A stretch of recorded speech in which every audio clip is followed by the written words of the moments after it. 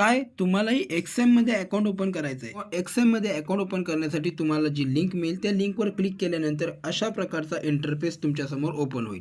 त्यानंतर तुम्हाला काय करायचं आहे, continue on the XM app यावरती क्लिक करायचं आहे. नंतर अशा प्रकारचा इंटरफेस ओपन होईल. सो तुम्हाला जर तुमच्याकडे अँड्रॉइड फोन असेल तर डाउनलोड फॉर अँड्रॉइड ॲप इथे तुम्हाला क्लिक करायचं आहे. याच्यानंतर प्ले स्टोअर ओपन होईल आणि प्ले स्टोअरमधून डिरेक्टली तुमचं एक्सएमचं ॲप इन्स्टॉल होईल. तर त्यानंतर आपल्याला काय करायचं आहे, सिंपल तुम्हाला इकडे लॉग इनवरती क्लिक करायचं आहे. क्रिएट अँड अकाउंटवरती तुम्हाला करायचं आहे क्लिक. त्यानंतर कंटिन्यूवरती क्लिक करायचं आहे. माझा इकडे मेल आय डी टाकतोय sushant7945@gmail.com. ओके. त्यानंतर इकडे करायचं तुम्हाला कंटिन्यूवरती क्लिक.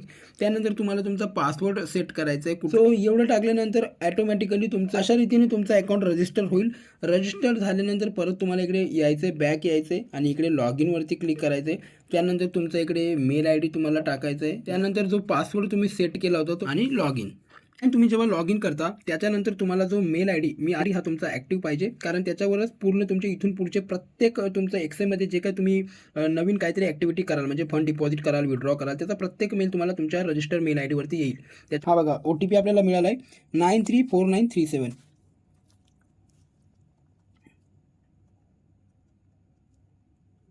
ठीक आहे.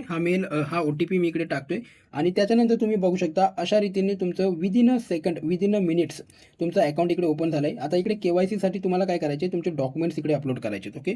सो मी इकडे डॉक्युमेंट्स अपलोड करतोय, कारण की याच्यानंतरच तुम्ही इकडे खरी ट्रेडिंग करू शकता. सो इकडे बघा, अशा प्रकारे डॉक्युमेंट्स ओपन करण्यासाठी तुमच्यासमोर होमपेज ओपन होईल.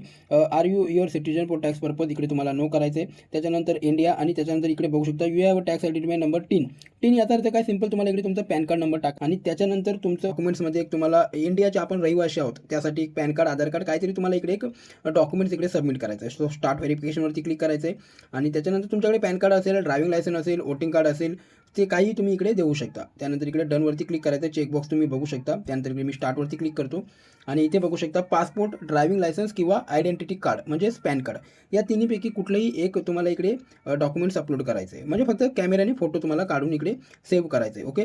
सो अपलोड फाईल, जर तुमच्या मोबाईलमध्ये ऑलरेडी तुमचं पॅन कार्ड असेल तर तुम्ही अपलोड फाईलवरती क्लिक करू शकता. मी क्लिक केल्यानंतर हे सेव्ह होईल. आता इथे तुम्हाला फेस व्हेरिफिकेशनसाठी कॅमेरा ओपन होईल. तुमचा फेस व्हेरीफाय फक्त एकदा होईल. हे फर्स्ट टाईम होतं फक्त, त्याच्यानंतर तुम्ही इझिली लॉग इन करू शकता. विदिन अ मिनिट्स आपण इकडे डॉक्युमेंट्स अपलोड केले, आपण इकडे फेस व्हेरीफाय केलं, आपण आपलं आधार पॅन कार्डचं एक इकडे नंबर फक्त आपण इकडे दिला आहे आणि त्याच्यानंतर बघू शकता you have a successfully uploaded your documents, you will receive a confirmation email shortly. एका सेकंदात मला मेलसुद्धा मिळाला आहे की माझं एक्सएममध्ये प्रॉपरली अकाउंट ओपन झालं आहे. आता मला इकडे काय करायचं आहे, पुढची स्टेप सिंपल डिपॉझिटवरती क्लिक करून मला फंड ॲड करायचं आहे आणि फंड ॲड केल्यानंतर आपण ट्रेडिंगला सुरुवात करू शकतो.